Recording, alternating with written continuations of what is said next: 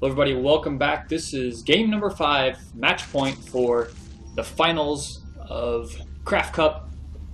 We're going to be playing this on Xel'Naga Caverns. Once again between Naugrim, our orange Zerg player up here in the top section of Xel'Naga Caverns, and mouzMaNa, our green Protoss down here in the bottom left. So this is the final game, which means, of course, whoever wins this will win the entire tournament. So we'll see if both players decide to play safe this game, or if someone's going to be kind of aggressive. It kind of looks like our Zerg player is, he's actually going to go spawning pool first. I guess he sees the blocking here, and he's just going to go ahead and go for the safer play. Get some lings out, probably expand around 15. And our Protoss player throwing down a gateway, gas, all very standard so far. And so we've seen mouzMaNa. He likes making phoenixes versus muta, which is pretty nice. Except for that one game on Lost Temple where he made phoenixes, and actually the opponent didn't make any muta, which that turned around and actually bit him. So looks like our Zerg player is going to try and expand here. He's right at 20 feet. He's going to try and expand, but no, that probe is still there, bothering, being very pesky, stopping him. He's actually going to fall way too back. Oh, he manages to get the hatchery off. That was mouzMaNa. Probably didn't plan for that to happen, but 4 lings are out. They're going to eventually kill that probe very easily, and he's going to go and macro away for a while. And now Grim actually gas stealing there, slowing down the Protoss player just a little bit. He's chrono boosting a stalker out and getting warp gates. All pretty similar right there. Another queen coming out. I really like to do this myself. As soon as my first queen finishes, I just start my second queen. And then as soon as this queen finishes, I usually have enough gas to start teching into tier 2. And I don't know, it's just kind of built I like personally. That's if you get your gas at about the same time your spawning pool starts. So we have some lings going out, just getting map control, standing next to the Xel'Naga towers, and one stalker just pushing up, being aggressive. Very safe thing to do considering, lings are on the map, but he can easily kite lings. He does have the same move speed as the lings, at least until they get movement. At least until they get the metal block boost upgrade, and until then he can actually he's just sniping these broodlords for free. And the second stalker coming out, so he's being really aggressive here. And metal block boost isn't even close. Oh no! That was a huge misclick right there. mouzMaNa getting us surrounded right there by lings. So he definitely didn't want that to happen. And losing an overlord, so he was supply blocked there for a little bit, but not anymore. He's getting that evolution chamber, so he's probably going to go for that quick one attack upgrade we saw him get, I think, a couple games ago with Zerg, or with the zergling. So yes, he's actually getting the one attack upgrade, so he's probably going to get mostly zerglings this game, and stick with maybe zergling muta.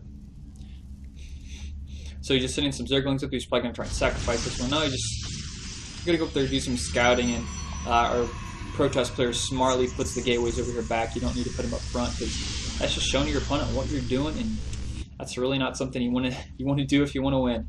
So a quick creep tumor coming out, loving that.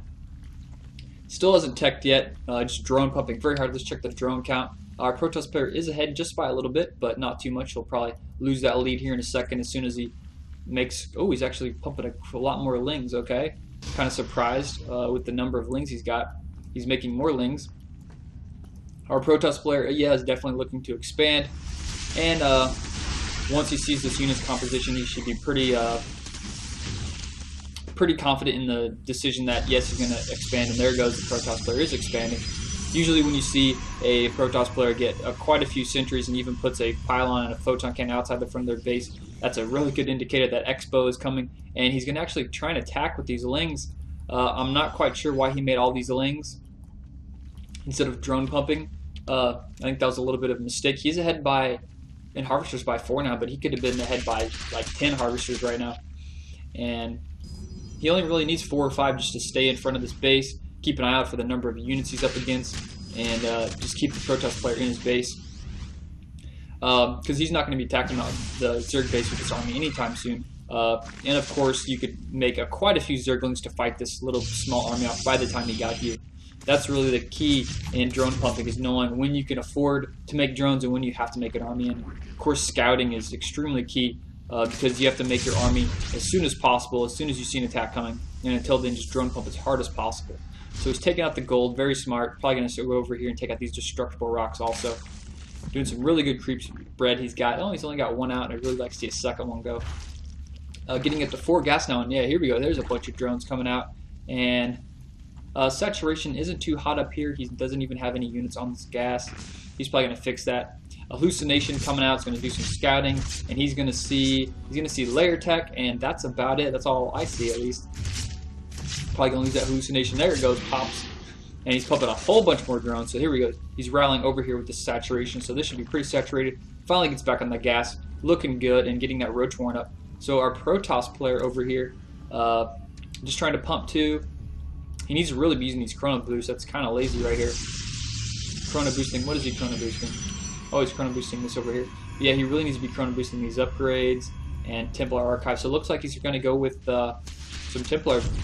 And a Zerg player actually coming here attacking, getting like I think 2 or 3 drone probe kills. Very nice. Just keeping this Protoss player on his heels, doing a nice attack, keeping them distracted, and same time going for another expansion. And another one is base here, so he's going to be producing off 4 hatchery. Even getting that upgrade for the overlords to make them move faster, of course. Very nice. And getting actually went for the 1 attack upgrade for melee. Now he's going for the 1 attack upgrade for range. So I'm kind of confused what kind of combo he's going here. Maybe he's going to go for some Ling Roach combo. It seems to be what he's going for in his upgrades, at least. Getting this Wheel of Constitution and then these attack upgrades. Pumping up quite a few roaches. And it's looking like, actually, looks like he lost a unit there. I think that was maybe an overseer. I think he did lose an overseer right there, unfortunately. Producing another robotics base, so, pumping out immortal, smart call, considering he's going against roaches. He has observer right here in his base, so he's on top of this. He sees the army, and he knows roaches are coming, and getting these immortals is going to be really good. Really like the immortals. He's just teching up the psionic storm, really not necessary. It's going to be good to destroy the lings in fights, and of course, immortals will be able to clean these roaches pretty well as long as you have some type of buffer in between them, such as force fields from sentries or roach, or sorry, zergling. So, actually, I think he used 3 too many force fields right there. I think he could have just force filled like 1 here and 1 here, and still managed to kill all those units. But he decided to use like 15 force fields. Either way, he got a pretty good job done, getting a bunch of kills. Oh, and bringing another overseer, and he's going to have to get that observer out of there because that thing is going to die. Let's check his vision right now. He's got pretty good vision on this map. He's got both Naga towers covered.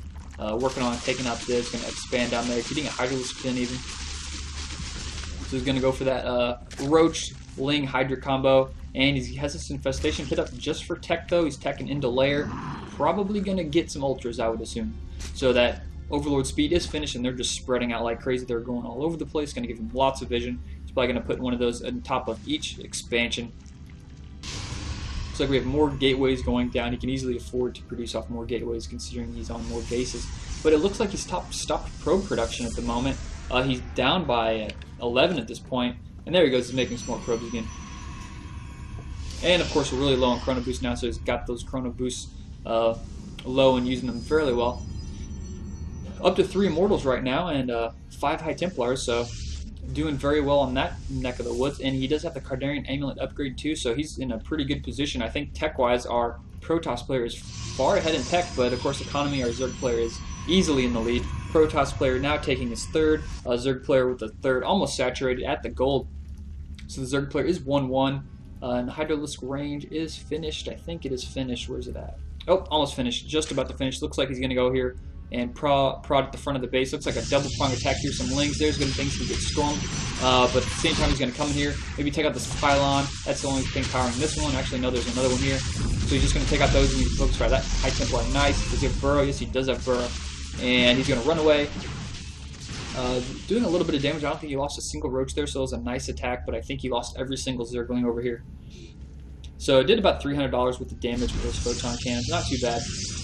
That'll easily allow him, if he can kill these photon cannons, there's nothing stopping him from doing, like running 10 or 12 lings in here, just doing a whole bunch of damage. So the Protoss player really needs to watch out for units running through here. So Zergling's coming in, they're going to try to do some attack. Nope, not even, he's not biting. Our Protoss player didn't even throw down a storm. He maybe could have thrown down one up here just to prevent the runoff. We have more roaches coming here from the side. They got the 2 attack up here. He's finishing out focus firing down. Let's switch on cannon. And looks like he's just going to run away, just do some damage and run. Hydra's even. Where the hell are they going? They're actually rallied to over here on top, so they're going to attack these probes from the top. Oh, with that range upgrade, so that'll be nice. We'll see how many kills they can get up here before they're actually stopped. So while they get some pretty good range, they're going to be doing.